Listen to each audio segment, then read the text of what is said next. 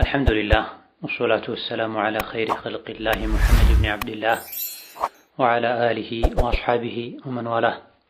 اللهم لا علم لنا إلا ما علمتنا إنك أنت العليم الحكيم. يا معلم آدم وإبراهيم علمنا ويا مفهم سليمان فهمنا.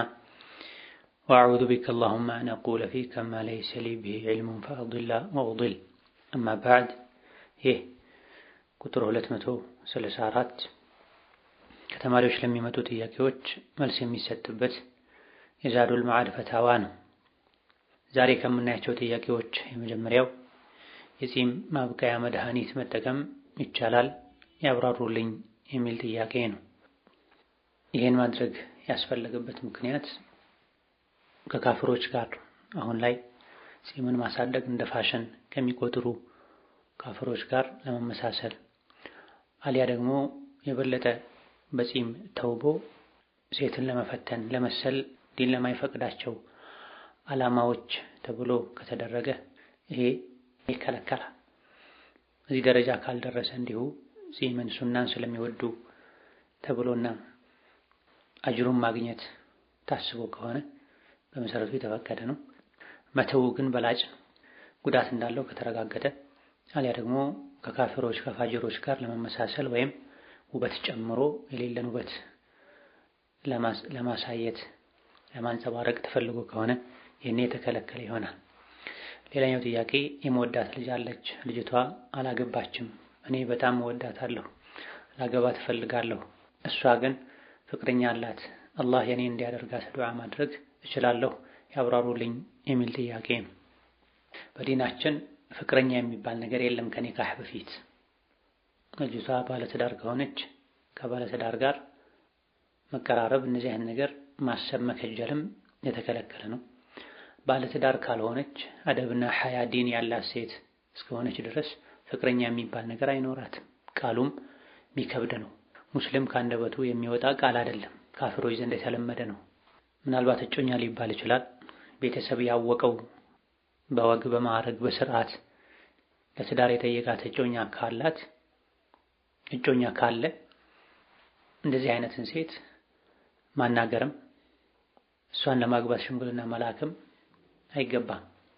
አንድ ሰው ያጫትን ሴት ሌላ ሰው ሄዶ ማጨት እንደማይቻል ነብዩ አለይሂ ሰላቱ ሰላም ተናግረዋል።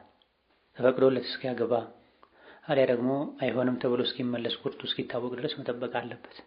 ዱዓ ማድረግ ካስፈለገም በጥቅሉ ለኔ ኸይር ከሆነች ለኔ ከተብካት ለኔ አድርጋት ብለው ጥቅል የሆነ ዱዓ ማድረግ ነው የሚቻለው።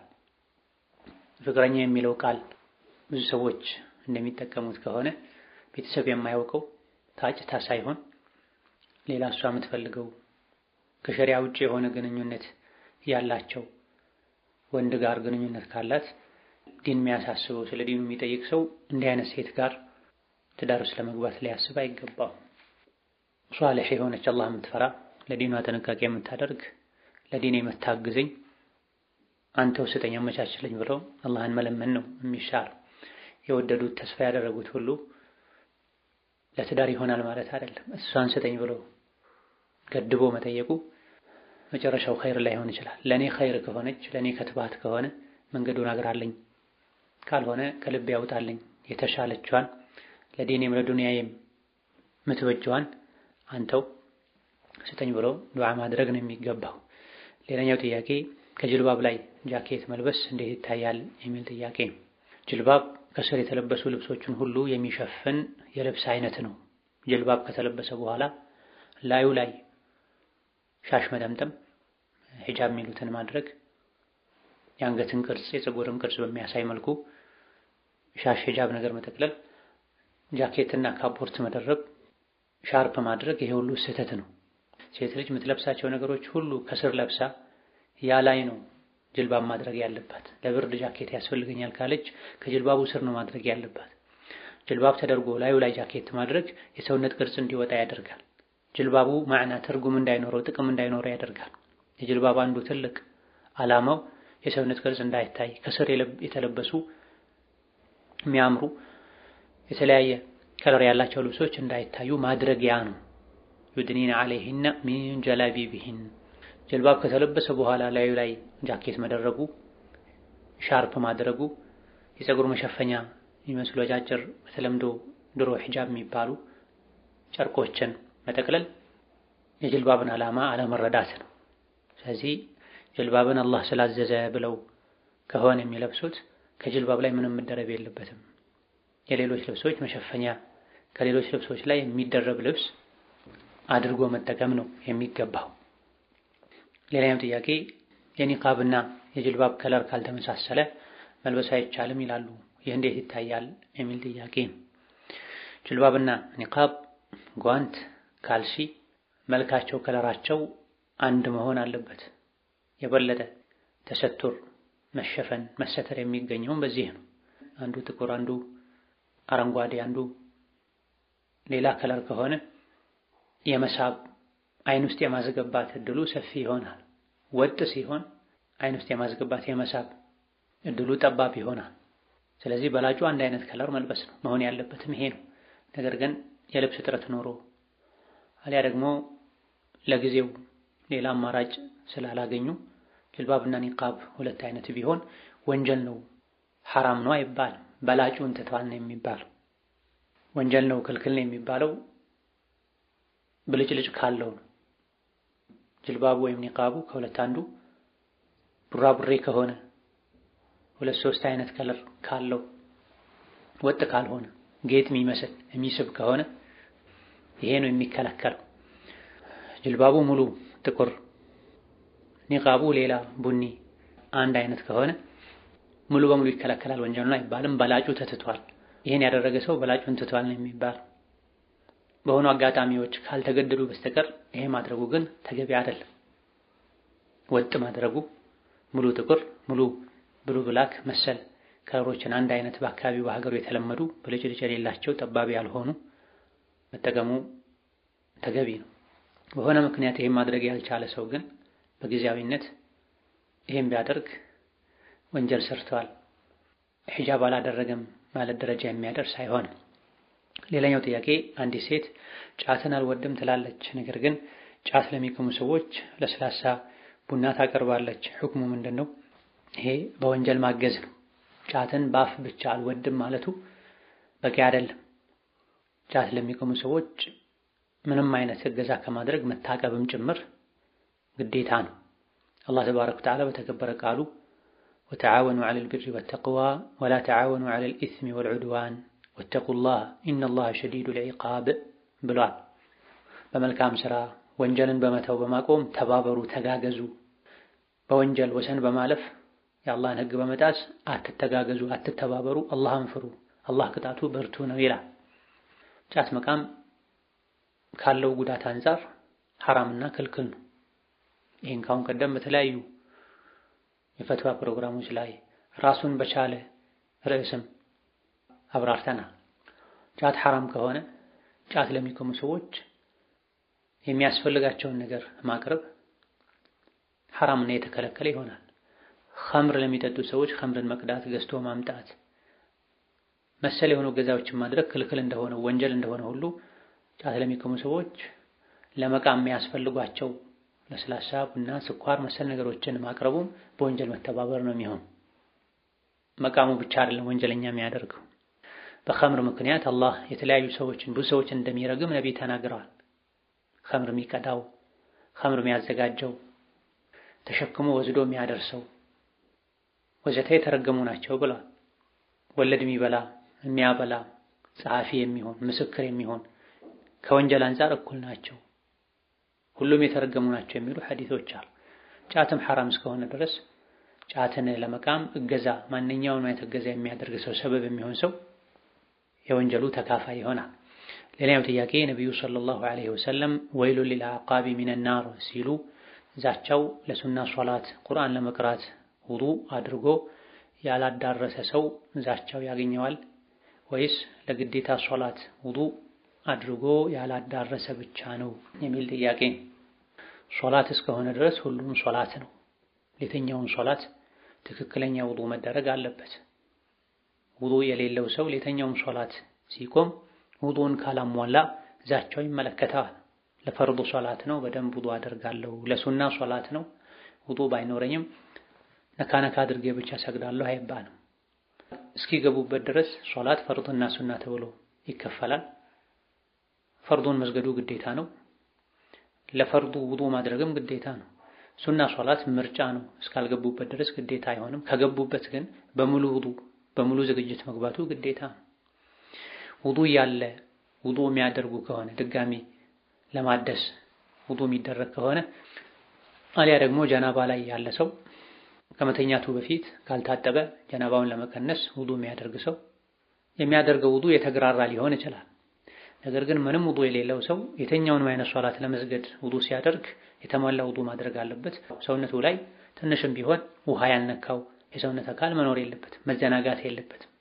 ውዱእ የሌለው ሰው የተኛውም ሶላት የሚያደርገው ውዱእ አንድ አይነት መሆን አለበት። ምንም እንኳን ለፈርዱ የበለጠ ጥንቃቄ ማድረግ የሚያስፈልግ ቢሆን።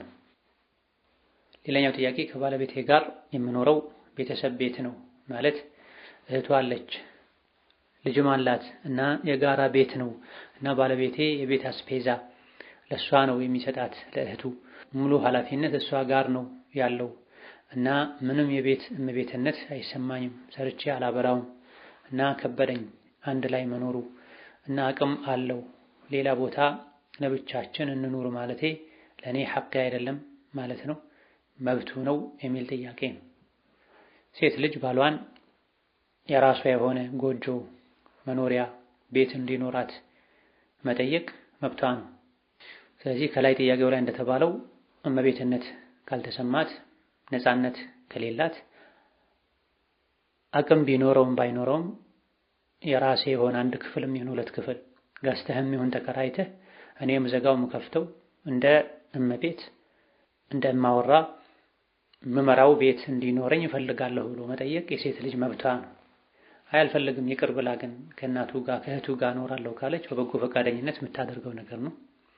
ካልሆነ ግን ሚስት የራሷ ቤት፣ የራሷ መኝታ፣ የራሷ ምግብ ማብሰያ፣ ራሷ የምትመራው ቤት እንዲኖራት ማድረግ ሸሪዓ የሰጣት ሐቅ ነው። ያለ ፈቃዷ ይሄ ነገር እንዲቀርባት ከሰው ጋር ደባል ሆና እንድትኖር ማድረግ አይችልም። እሷም ይሄን በግድ የመቀበል ግዴታ የለባትም። ሌላኛው ጥያቄ ለአላህ ጆሮን ማጽደቅም ማራቅም አንችልም የሚል ነገር ሰምቻለሁና ይህ ነገር እንዴት ይታያል? ይህ ነገር እንዴት ነው የሚል ጥያቄ ነው። ለአላህ ተባረከ ወተዓላ መስማትን ወይም ደግሞ መስሚያን ማጽደቅ ይቻላል። አላህ ተባረከ ወተዓላ ይሰማል፣ ሰሚዕ ነው ማለት ለአላህ ሰምዕን ማጽደቅ ይቻላል። በቁርአን ተነግሯል። ኢነላህ ሰሚዑን በሲር ወዘት የሚሉ አንቀጾች አሉ።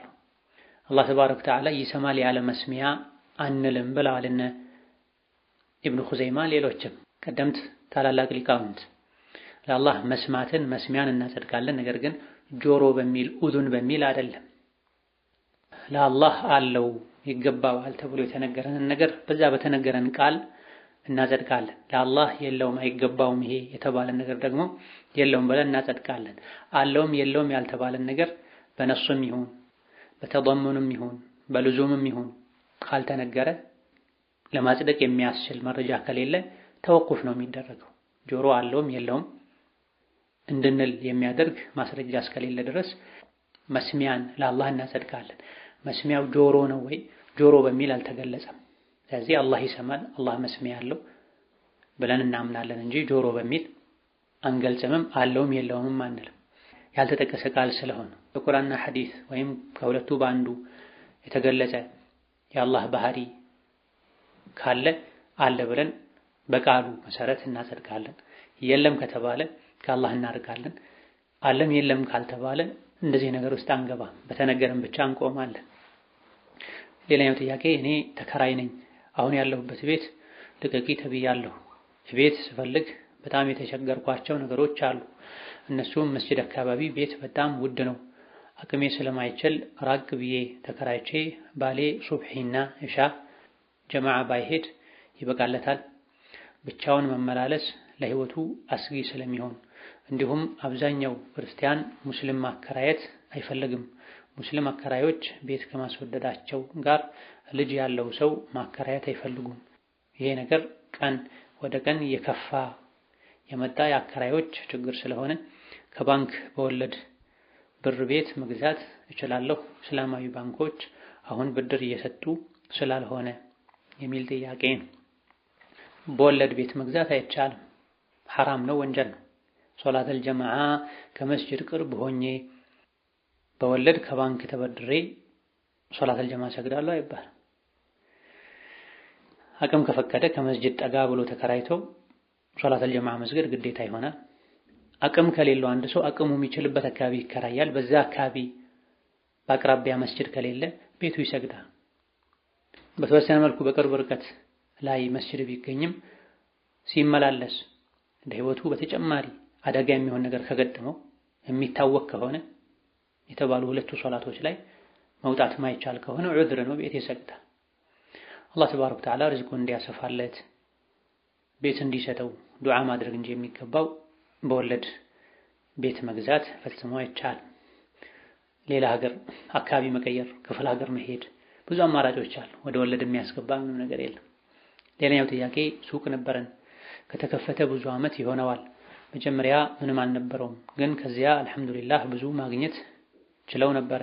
አባቴ ኃላፊነቱን ለወንድሙ ነበር የሰጠው፣ እሱ ምንም አልተጠቀመበትም። አባቴ ከ3 ዓመት በኋላ ሲከስር ወጣ። ቀጥሎ ሌላ ሰው ገባ፣ ሌላ ሰው፣ እሱም እንደመጀመሪያው ነው ያደረገው። ለ17 ዓመት ሰራ። በእነዚህ ዓመታት ውስጥ ኪሳራም ነበረው። ከዛ ወጣ። አባቴ በህመም ሲደመር በመዘናጋትም ሂሳብ አልሰራም። ጥያቄ በእነዚህ ዓመታት ውስጥ ስለ ዘካ እውቀት አልነበረውም። አሁን እንዳናወጣ ሂሳቡን አያውቀውም። እኛ ከጀመረን 7 ዓመት ነው፣ ከስሮ ነው የተረከብነው። አሁን ምን ማድረግ አለብን የሚል ጥያቄ ነው። ባለፉት ዓመታት ከሱቁ የተገኘ ገንዘብ ካለ ላለፉት ለነዚህ ዓመታት በሙሉ ሂሳብ ሰርቶ ዘካ ማውጣት ግዴታ ይሆናል።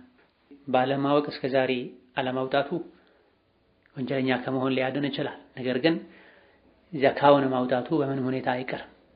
ዘካ የገንዘብ ሐቅ ነው። የህፃን፣ የአዋቂ፣ የአእምሮ በሽተኛ ሁሉ ገንዘብ ቢሆን ገንዘቡን የያዙ ሰዎች የገንዘቡን ዘካ ማውጣት ግዴታ አለባቸው።